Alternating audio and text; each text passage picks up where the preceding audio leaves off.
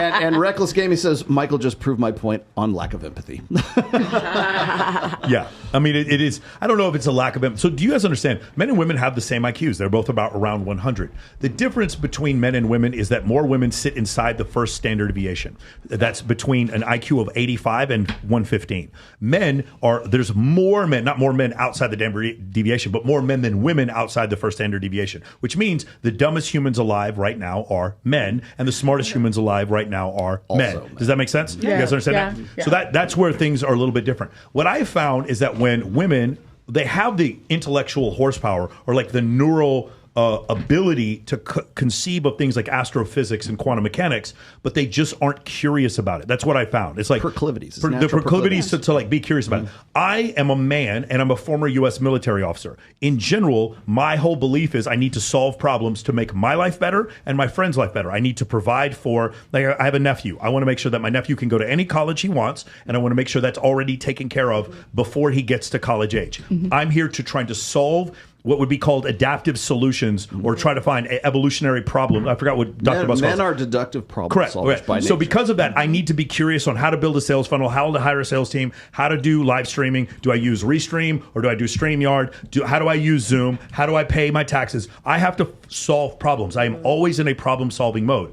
Women a lot of times are just really fucking pretty and get a lot of fucking attention. And they don't have the same adaptive problems. They have some problems. The problem is, how do I get my makeup on in time to make it for this date? And I'm not saying that's the only problems, but you don't have the same necessity, especially if you're very attractive. You have two issues going on. You don't have the same adaptive problems, number one. And number two, the amount of stimulus that each one of you women get on social media is 100,000 times more than me. Oh, yeah, definitely. Do you understand?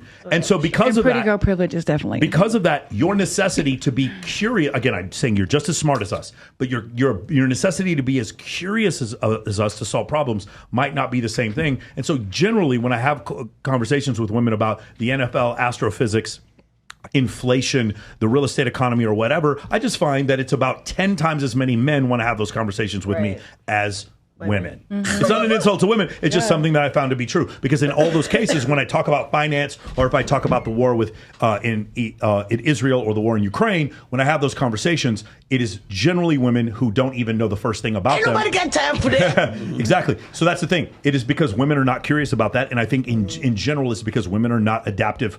Obviously, women are problem solvers. I had two female squadron commanders when I was in the Air Force, but in general, they are not problem solvers the same way men are. And so it's not that women are dumber. It's that they are not as curious about solving problems as men are in general. And if they were, then I would have a lot more conversations with women about building sales funnels and what my KPIs are and shit like that. But I have none. Yeah. I would argue, I mean, I could say if we're talking in generalizations, I could maybe say that. But I think it's also like I work in tech and I work predominantly with men. I'm usually like the only female in a meeting, and I'm usually like 10 to 15 years younger than everyone else. And I'm sure they look at you like this is crazy and you're an anomaly. I'll bet you 3 standard deviations outside the norm. But it's also one of those things I would argue, I think a real reason for that. And like, I do agree, like men naturally have the desire. Like if a woman has a problem and goes to a man, his first thing is to provide a solution. Did you do good in school? Yes. Did you do good in primary school and high school?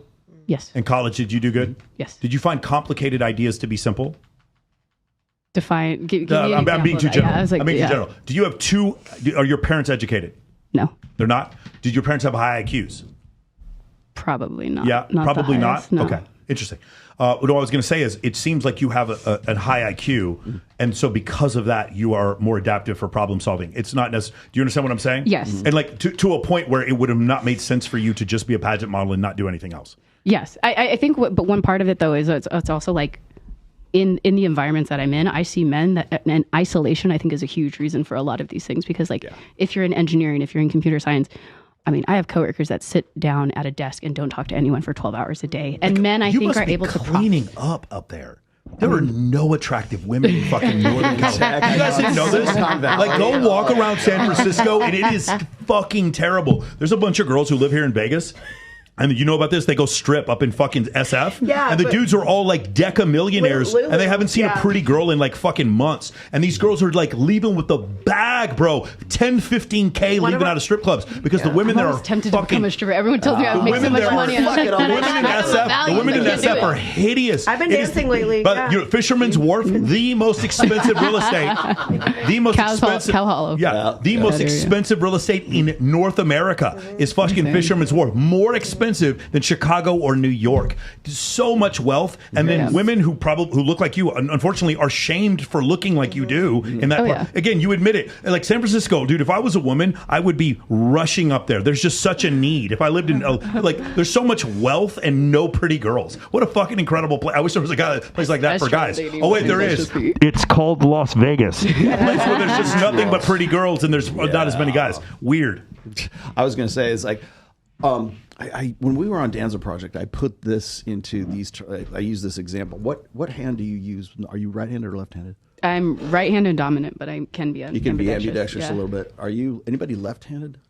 You're left. I know you're left. I know you're left. Are you left? Anybody else left-handed? Ambidextrous like her. Okay, Right. ambidextrous. So what I was going to say is, like, if I was to, like, if he's left-handed, I can teach him to sign his name with his right hand if you put enough training and The only reason why I did like do that shit. is because if I ever broke my right hand, I would want to be able to use my Right, right. I did break my left arm, and that's why I started playing that's why I football with my taught right hand. But here's the thing: is your natural proclivity is to use your right hand But I'm because goof- that's the but way I'm that's the way goofy. your brain is, right? Right. But I could train him to sign his But you name know with his right hand. You know that when I'm doing this, it's actually crisscross. Like when you're thinking, it's like the Oh yeah, left that's hemisphere, ambidextrous. right My brother's hemisphere. ambidextrous as well. So I write with my right hand, but if I were to say lose usage of my right hand, I would eventually figure out how to do it. Now it's not as natural for me because I was born with a brain structure that favors my right hand, right?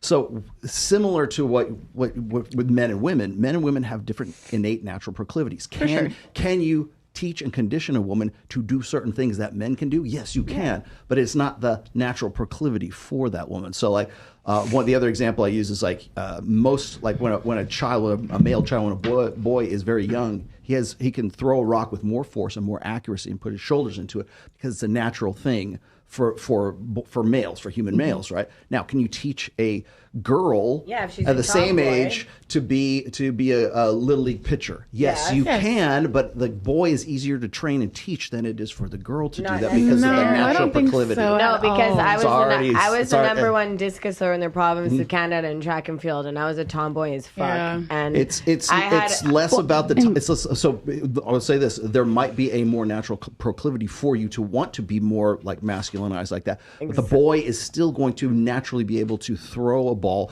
And like we say this, like when you throw like a girl, that's where that stereotype comes from. I was beating boys in sports all the time until I was in college. too. Did you have a father that showed you how to do all that stuff? Definitely. There it Daddy's is. girl I big didn't. time. And I have an older brother 10 years older than me that taught me how And to there beat it boys is. up. Yeah. So yeah. Yep. Well, I think to your I taught argument, myself everything, so there's no way. respect for that. I think to your argument, natural proclivity for it, it's also the environment. Like I said, I work with guys who work 10, 12 hours a day and don't talk to anyone. I don't know many women who would want to do that. And if their natural proclivity is to do this, and they could make just as much money doing something that's social or this, Is this why something would that they want to did you go to that? train? Like, did you go to college? Did you train for this job that you're in right now? I should say Did the yes, pageant- but my did the job pageant did not system train you up for this. No, definitely not. Not the pageant. Your but platform wasn't Silicon Valley working with shockingly nerds. no. Shockingly not. Queen of the nerds. No. Yes. But So the other thing is, and that maybe this is also more to your point as well, is if you don't know a foreign language, for example, if you don't know Spanish, you go to Mexico or you go to Spain, you will learn Spanish. Yeah, because absolutely. you are It's immersed your in it. So environment, the yeah. environment that you're in, if you're immersed in what you have to do, you will become proficient at it, at least up to a 100%. certain Definitely. Well, the best way to learn how to speak another language is to move to that Yeah, spot. Yeah, 100%. Because then you immersion. have to learn it. You're not just like, oh, Right. I'm on Duolingo, motherfuckers, learning a word again. Rosetta Stone, brother. Right. Yes. But like going back to your point, how you say men are problem solvers, I think it's also the environment that teaches them to be that way. And for women, sometimes someone will say, "Oh, I got you. I'll help you out. I'll do this for you." And then the woman's like, Well, I think genetics would teach them that way, like because men were problem solvers 50,000 years ago. Like the men were generally the ones hunting and building things and stuff like that. So I think men were inherent problem solvers. In fact, I think the highest version of Homo sapien male existence is to complete tasks with other men to accomplish goals. That's why the most watched television program in the world is the Super Bowl. We watched groups of men accomplish goals together. I think that is Homo sapiens in their highest form. That's how we build for war. We build skyscrapers together, and we put people on the moon together. Yes, we did put people on the moon. Yes, we actually did. We did put people on the moon. We do all those things. So that's what I think. That's why I think the difference is. But I don't think it's cultural. I definitely think it's genetic. Because if it was cultural, what you'd find is some untouched, Native American tribe or something where men were not innate problem solvers, and there is no tribe. Like every culture of human existence, well, men are it's problem solvers. indigenous now, by the way, political correct, not native. You can. Well, no, you can still be native. It's Native, you can still be native to a certain location. I was going to say the other thing is this: is that for like innate proclivities, that is a genetic trait. So it's like your personality, your ability to be a musician, for example. Your like people, we call it like a natural gift. I believe I have a natural gift for music and being creative and stuff like that. I do.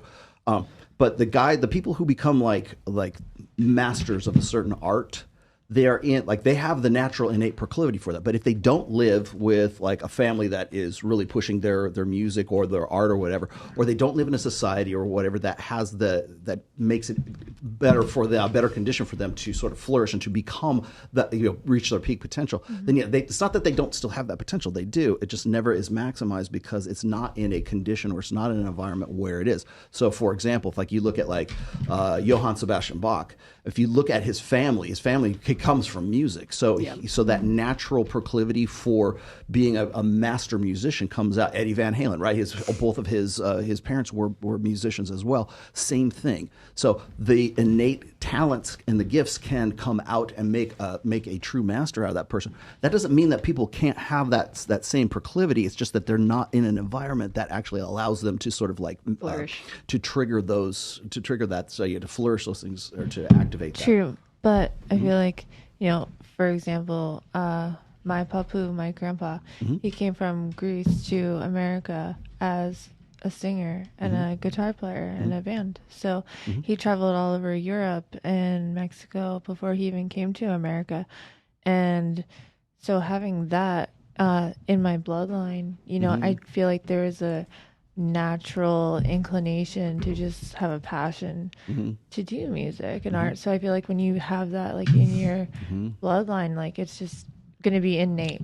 You're just going to want to embody that. Okay, this is we're coming up on time, but I got to tell this story because I love what you just said. So my mother on my side, I never knew who my biological grandfather was. Now both my parents have passed away since then. But my mother wrote a lot, like I do, right? She journaled quite a bit, and so after she passed, she handed off all of her journals to me and my daughter and stuff. So we're pouring through these things. I come to find out that my biological grandfather, his name was Roscoe Holcomb. I think that was it, yeah. And I come to find out that he was a country musician.